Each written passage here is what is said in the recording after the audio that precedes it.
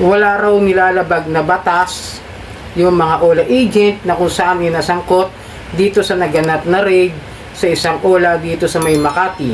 Sabi ng mga kamag-anak at mga kapamilya nila, sila raw ay mga napag-utusan lamang at hindi dapat ikulong o sampahan ng kung ano mga reklamo o kaso laban dito sa mga nagreklamong mga biktima ng mga online lending apps.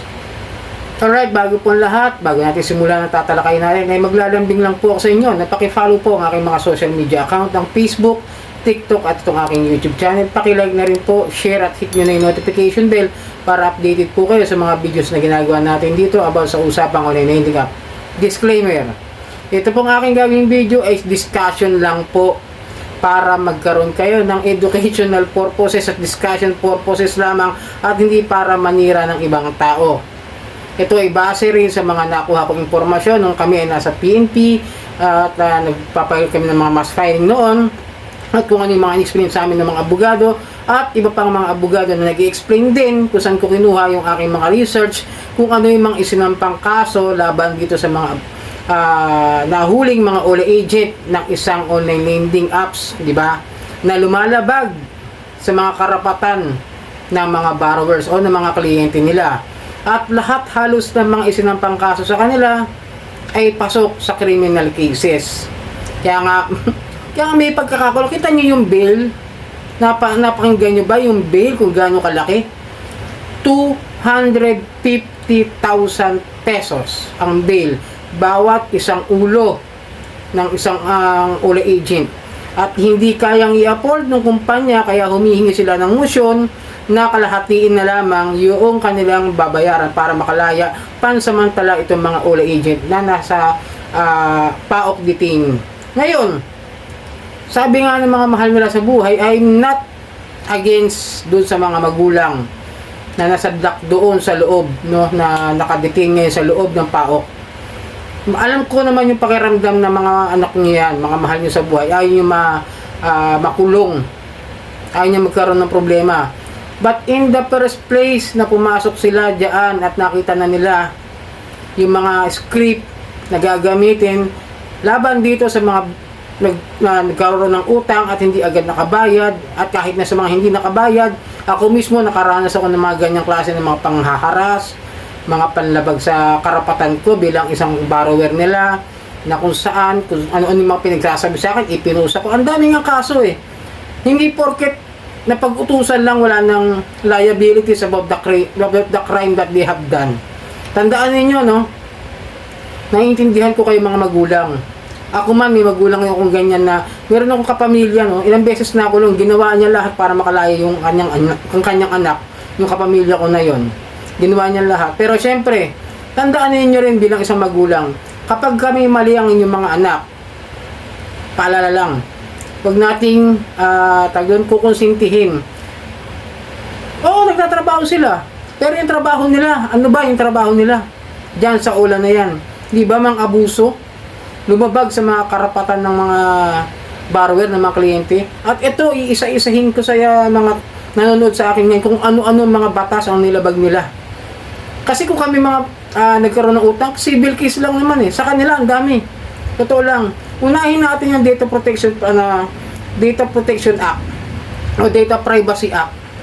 Yung law, Data Privacy Act law na nilabag nila. Ito isa sa pinakamatitinding batas na nilabag ng mga OLA agent na yan. Ito, no? Itong 10173 Republic Act number, di ba? Yung Data Privacy Act of 2012.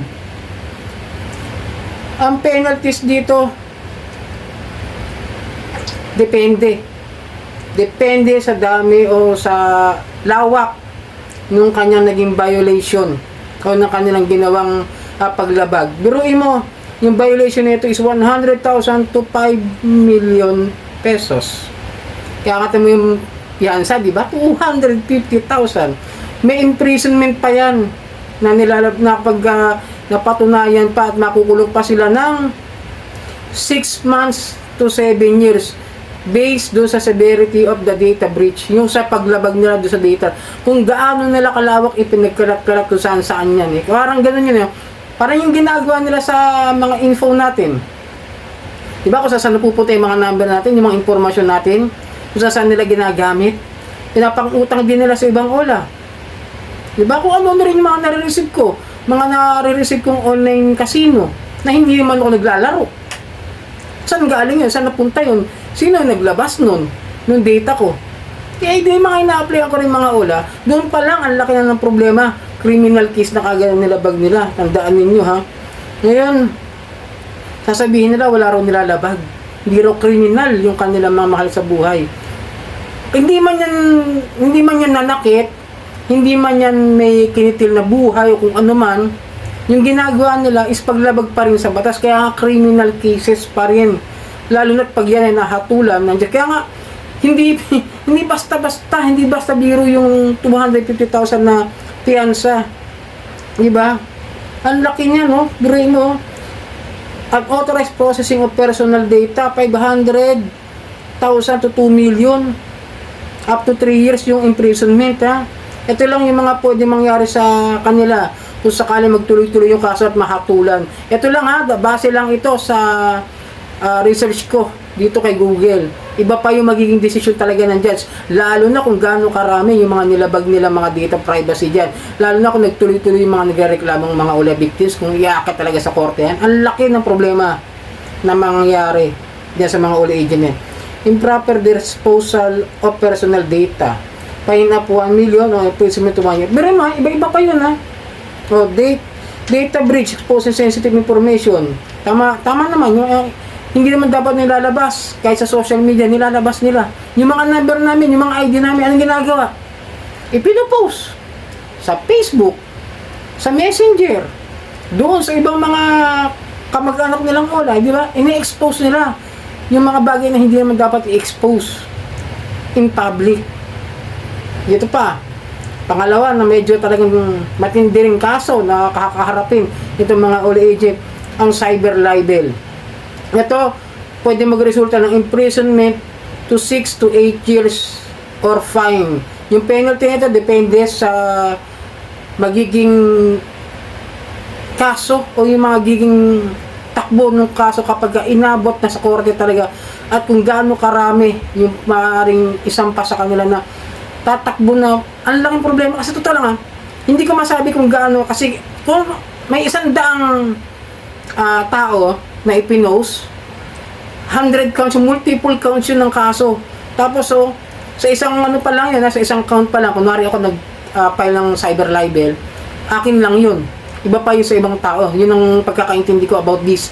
Nagiging multiple account na pwedeng isampa o maging hatol dun sa mga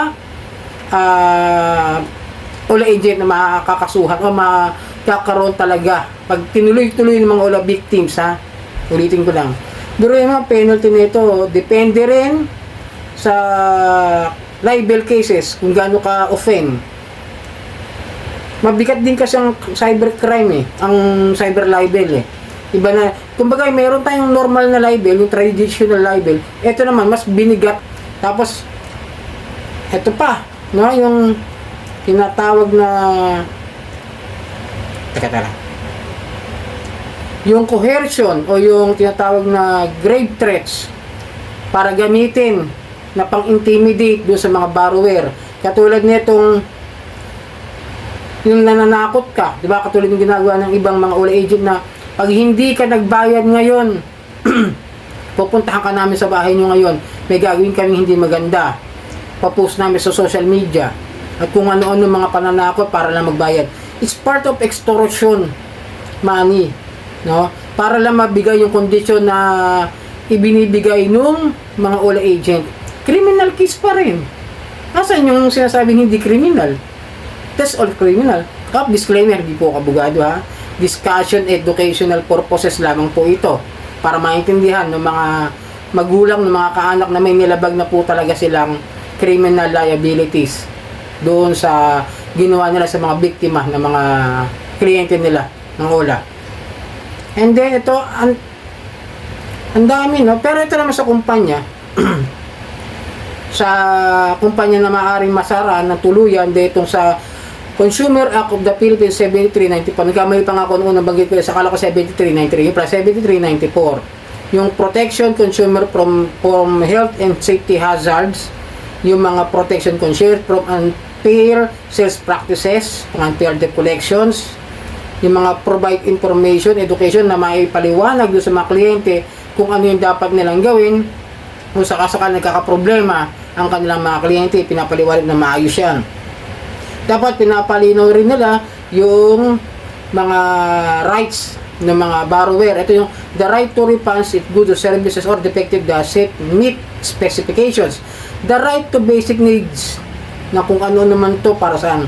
Tapos yung business must provide information and education to help consumers make informed choices. Business must follow yung standard conduct establishment the Consumer Act. Actually, marami rin silang nilabag dito sa Consumer Act, no? Pati nga yung address nila, peke eh. Burin mo naka-address yung OLA doon sa apps nila, Ortigas. Saan sila na-read? Sa Makati. O, di ba may fraudulent act na kagad doon pa lang? Sa commercial nila, sa ads nila, maganda raw ibibigay. 90 to 180 days. Pero pagka nakapag-loan ka na, 7 days, di ba?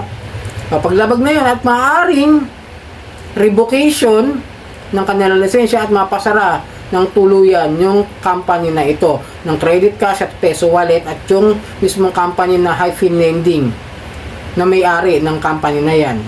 At yun maaari mangyari sa kanila. At dito naman sa mga OLA agent, muli ako po nananawagan sa inyo na kayo mag-isip-isip na at susunod-sunod rin na kayo talaga ng PAOK at ng NBI. Kaya mag-ingat na po kayo kung ayaw nyo mga problema, mga mahal nyo sa buhay. Ngayon pa lang, pag-isipan nyo na ng ilang milyong beses kung kayo tutuloy pa magtrabaho dyan sa mga ulang pinapasukan niyo. So yun, magandang gabi po sa inyo. Sana nakatulong ang video ito. Muli, maglalambing po kasi nga pakipalo po aking mga social media account, ang Facebook, TikTok at itong aking YouTube channel. Maraming pong salamat hanggang sa muli.